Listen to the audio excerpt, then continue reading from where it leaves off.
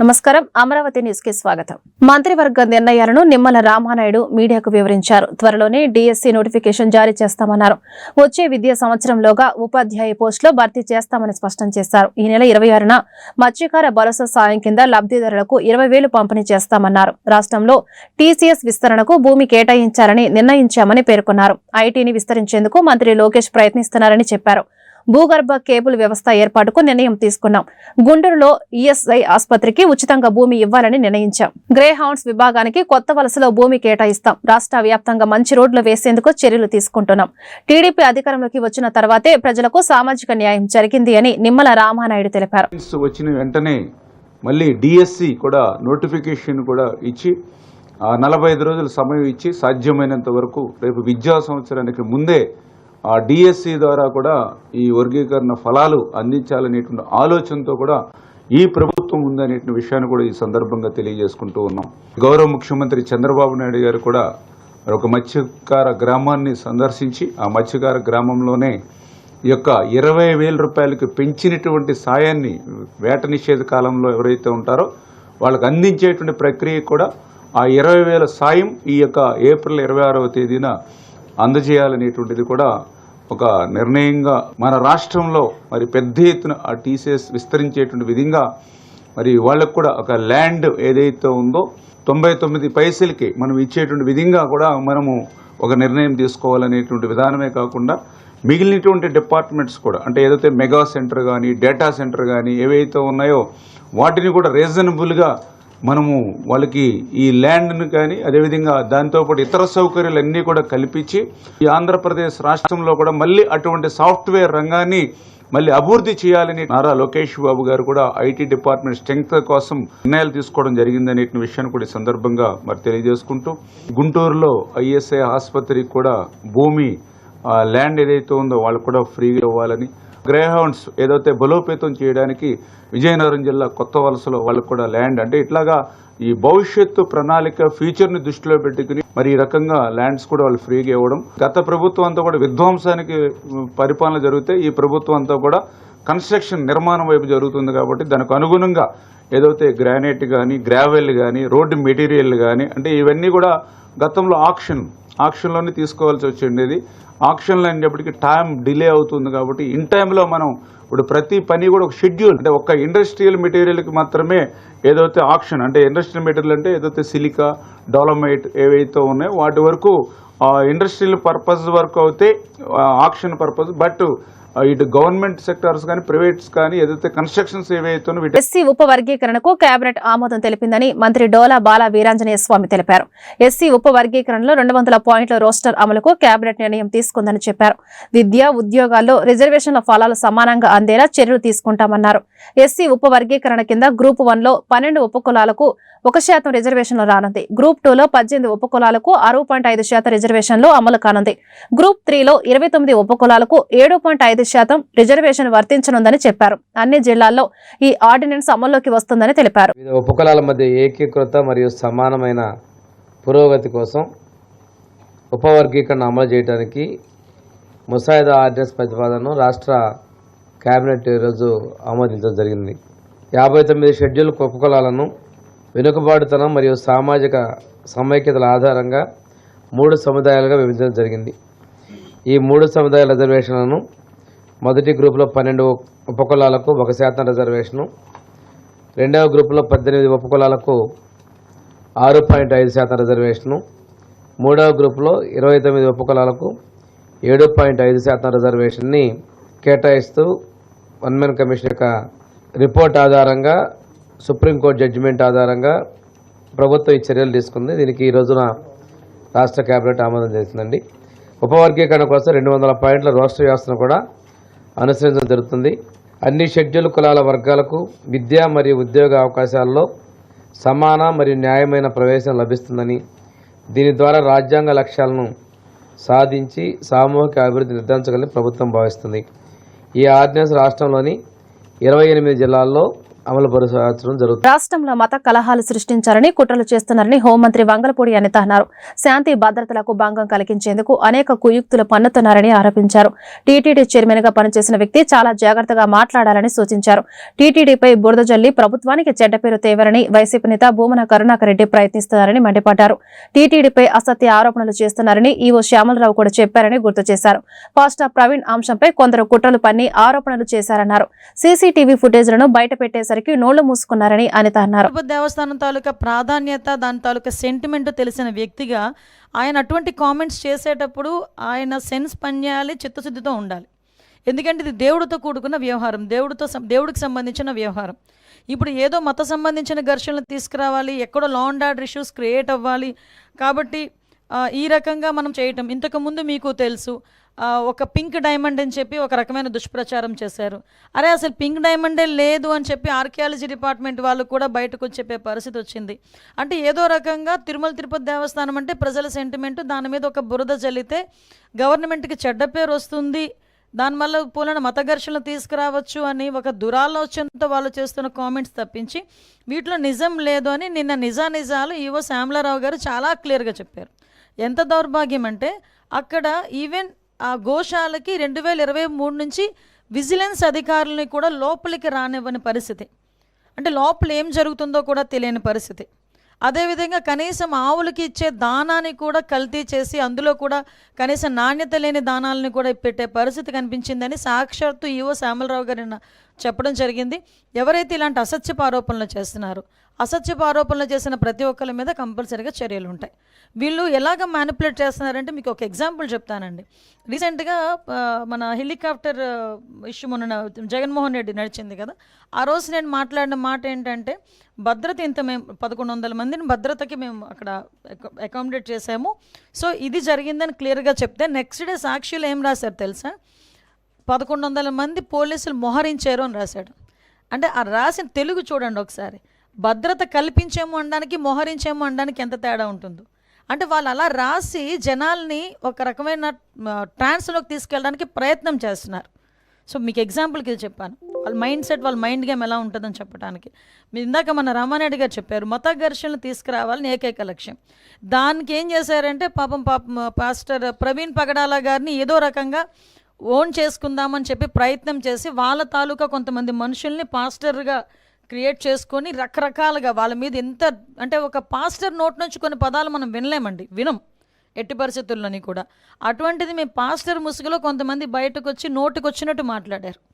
అయినా కూడా గవర్నమెంట్ చాలా నెమ్మదిగా ఉండి ఇట్టి పరిస్థితుల్లోని సమయం కోల్పోకుండా పోలీస్ డిపార్ట్మెంట్ వాళ్ళు కానీ మేము కానీ చాలా బ్యాలెన్స్డ్కి వెళ్ళాం. ఈ మధ్యకాలంలో జరిగిన సంఘటనలు మీకు తెలిసే ఉంటుంది.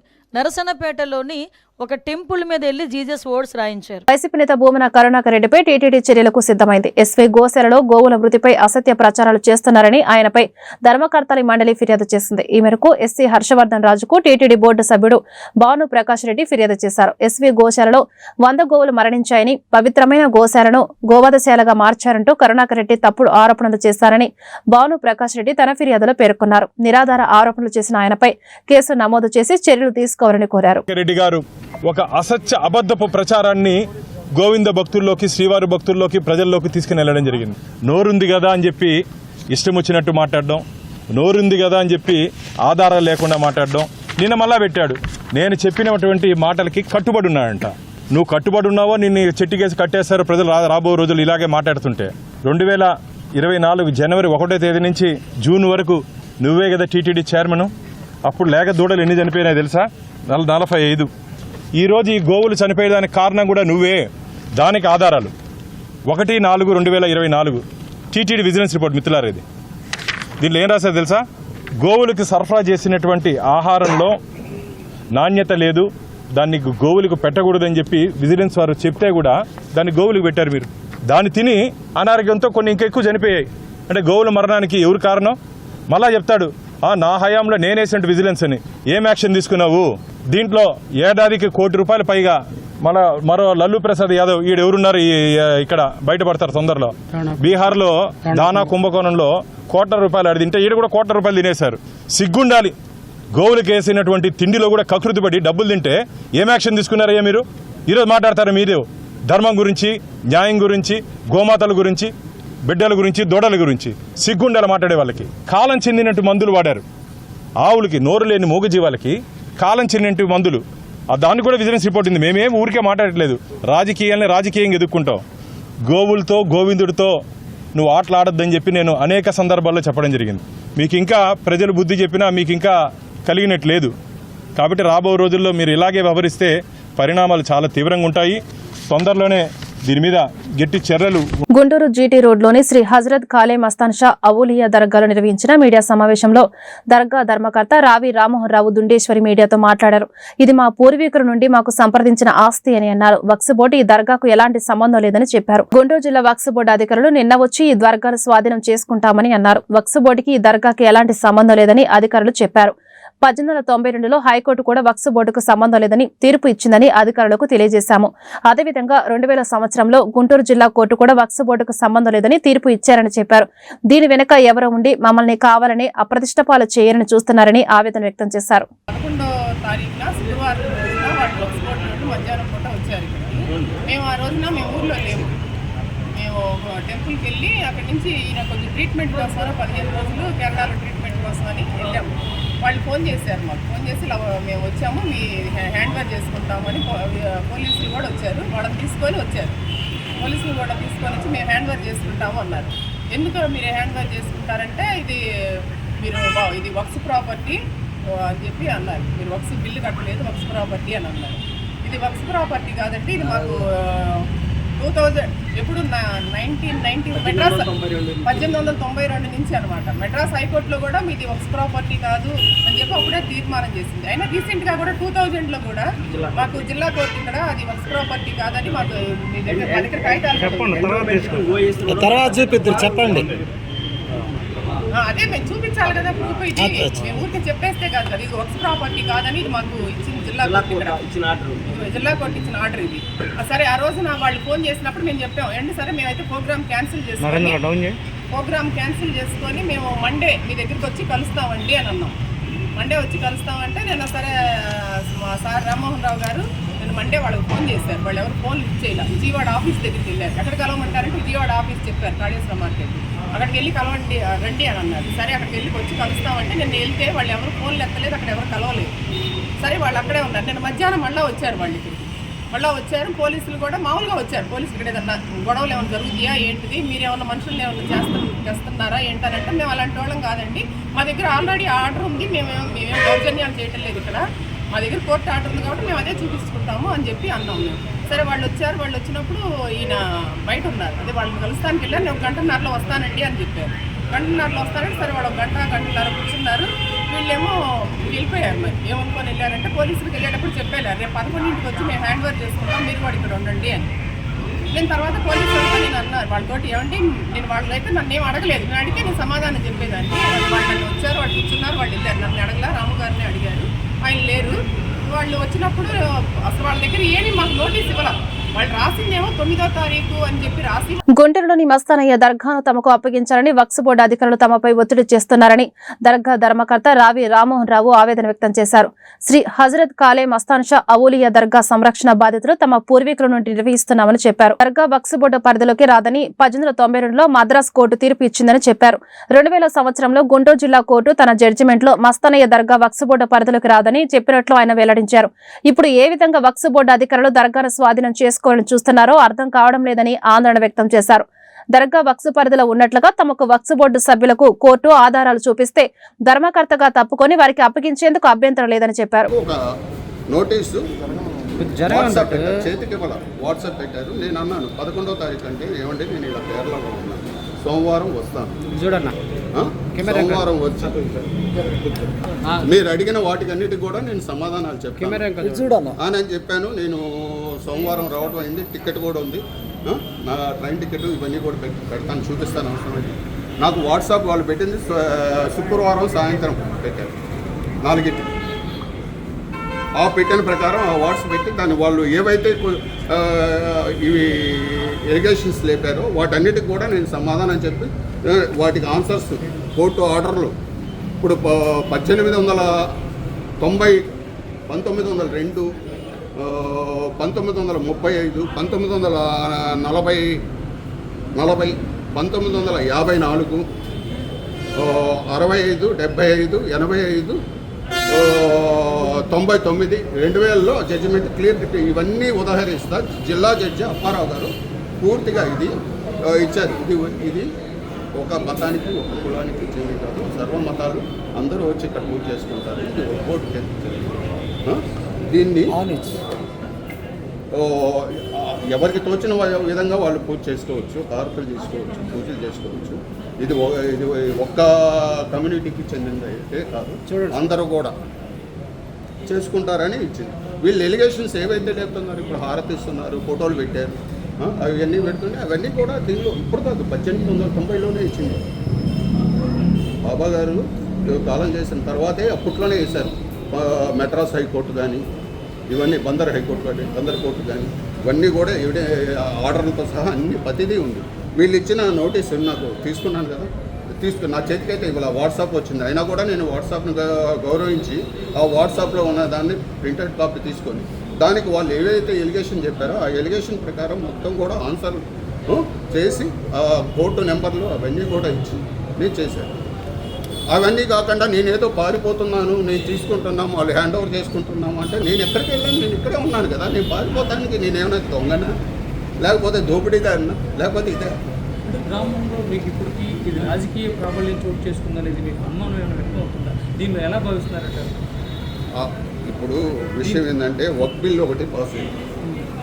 ఈ వక్ బిల్ పాస్ అయింది కాబట్టి ఇప్పుడు నేను ధర్మకర్తగా ఒప్పుకుంటాను. నిత్యం ప్రజలతో ఉండే నాయకుడు జగన్ అని వైఎస్ఆర్ కాంగ్రెస్ పార్టీ గుంటూరు నగర అధ్యక్షురాలు నూరి ఫాతిమా తెలిపారు. మైనార్టీలకు అండగా ఉంటాను అన్న మాటకు కట్టుబడి ఉన్న నాయకుడని చెప్పారు. వక్ఫ్ సవరణ చట్టంకు వ్యతిరేకంగా సుప్రీంకోర్టులో కేసు వేయడమే ఇందుకు నిదర్శనమని అన్నారు. రాజ్యసభలో మద్దతు ఇచ్చారని అసత్య ప్రచారం చేశారని, అయినప్పటికీ కూటమి నాయకుల దుష్ప్రచారాన్ని ప్రజలు నమ్మరని చెప్పారు. వక్ఫ్ సవరణ చట్టం విషయంలో ఊసరవెల్లిలాగా ద్వంద్వ వైఖరితో టీడీపీ తూర్పు ఎమ్మెల్యే నజీర్ వ్యవహరిస్తున్నారని ఆరోపించారు. ఒక శుక్రవారం బిల్లు మంచిదని, ఇంకో శుక్రవారం మంచిది కాదని చెబుతున్నారని విమర్శించారు. ఎమ్మెల్యే స్టాండ్ ఏమిటో స్పష్టంగా చెప్పాలన్నారు. మాట మీద నిలబడితే దమ్ముంటే ఎమ్మెల్యే పదవికి నజీర్ రాజీనామా చేయాలని డిమాండ్ చేశారు. ముందుగా అందరికీ నమస్తే, అస్సలాముఅలైకుం, వందనాలు. ఈరోజు నిజంగానే ఒక మైనారిటీతో ఉండే పార్టీ ఏదైనా ఉంది అని అంటే వైఎస్ఆర్సీపీ పార్టీ మాత్రమే. అది వైఎస్ జగన్మోహన్ రెడ్డి గారు మాత్రమే. ఈరోజు సుప్రీంకోర్టులో పిటిషన్ వేయడం జరిగింది.